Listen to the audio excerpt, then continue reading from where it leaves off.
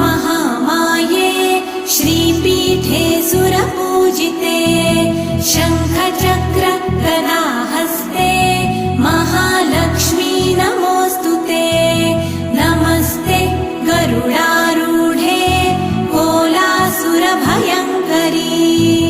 सर्वपाप हरे देवी महालक्ष्मी नमोऽस्तुते महादेव्यै च विद्महे विष्णुपत्न्यै च धीमहि तन्नो लक्ष्मी प्रचोदयात्।